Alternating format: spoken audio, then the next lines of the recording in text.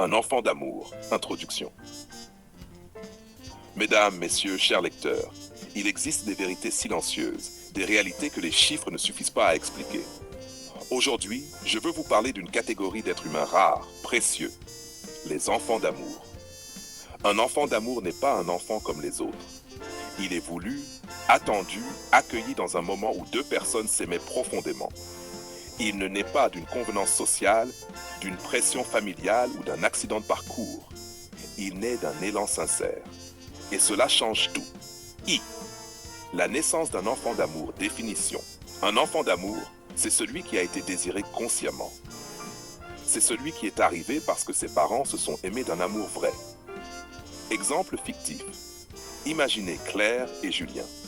Ils ne viennent pas du même milieu. Ils n'ont pas la même histoire. Mais ils se sont rencontrés et ils se sont choisis.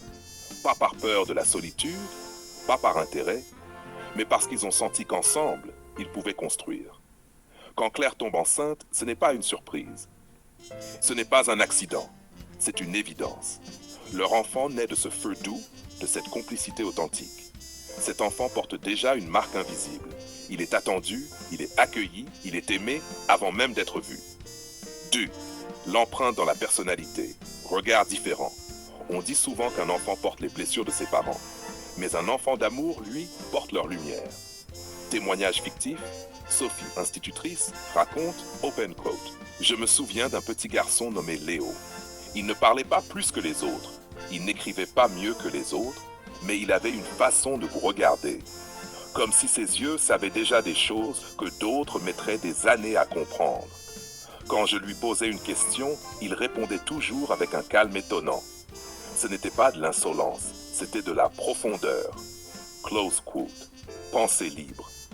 Un enfant d'amour ne copie pas, il invente. Il a confiance en son droit d'exister. Il ne cherche pas désespérément à plaire ou à compenser un vide originel. L'évolution et la singularité. À l'école, l'enfant d'amour n'est pas toujours le premier de la classe, mais il surprend.